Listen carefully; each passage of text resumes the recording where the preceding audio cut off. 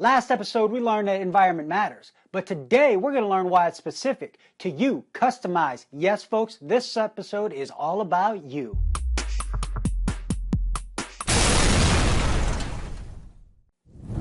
So we know that environment matters, but you know what's even more important than that, if we really want to thrive, is understanding that it must be specific. Yes, we know that these tulips taught us that in order to thrive, that there was an environment would allow them to thrive. But what exactly is that environment?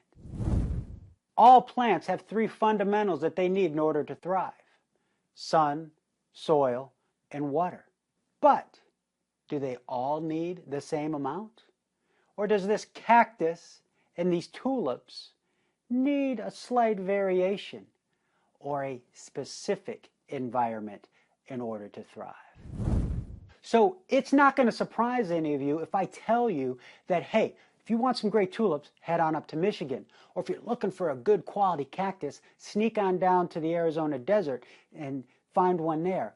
Why? Because we know that the desert environment is a great environment for the cactus, and that the Michigan environment is going to give those tulips the environment they need. Now, they're both getting sun, soil, and water.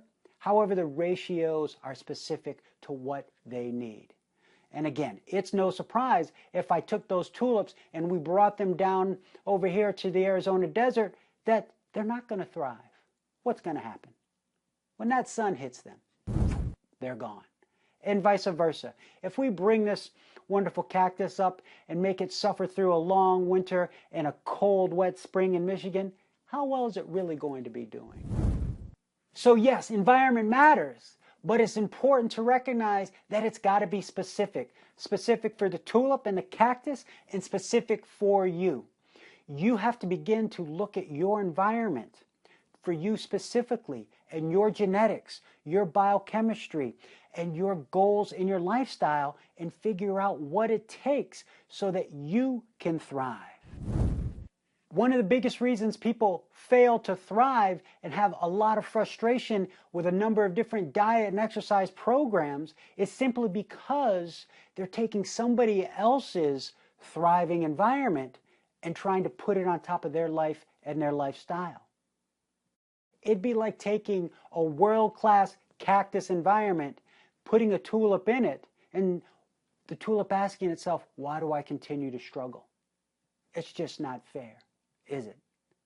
So as we begin to hone and modify your environment and make it specific to you, let's keep that analogy in play. If there is an environment that's going to allow you to thrive, and if you're not there yet, and a very similar environment is working for someone else, just call them a cactus and recognize the beautiful tulip that you are.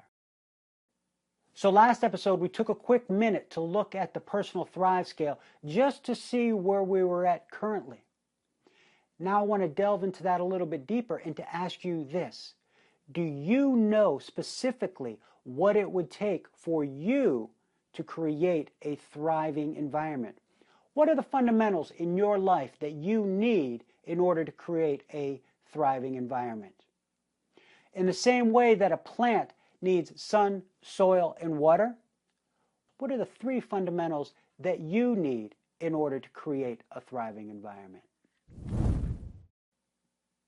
So again, remember, this episode is all about you and getting specific about your environment. So I don't want you to be babbling off anything about what the experts say or what this doctor said or your brother-in-law or your mother had to say about what it is you need to do. But do you know specifically, looking back at your past failures and successes, can you begin to identify what it was in your environment that allowed you to thrive in the past? Or what it is you need in your environment to allow yourself to thrive? Specifically, let's imagine for a moment, if you will, over the next 30 days, you've got unlimited resources and you've cleared the calendar. No work, no kids, no outside influences. And you can create an environment for the next 30 days that's going to allow you to thrive. What would you do? Specifically. Not generally, I need to exercise more or not eat junk food. But what are specific action steps that you would take? What exercise classes would you take if you feel that that's important? How long would you take them? How often? What intensity? What foods would you stop eating? What foods would you bring back into your diet in your life and eat more of? So pause the player for a minute and just take a minute and begin to reflect on that. All right, so you pause the player, right? Now, what usually happens is one of two things. People come away and they either have a long laundry list of what it is they know they need to be doing and are looking at it and going, why am I not doing it? Or they're stumped. They don't even know where to begin. So out of those two scenarios, where would you say you are? Do you know what to do and you're not doing it? Or are you struggling right now to even begin to know what your fundamentals are? Hey, right now, don't get bogged down with the details. Let it flow over you and just think about that cactus and that tulip.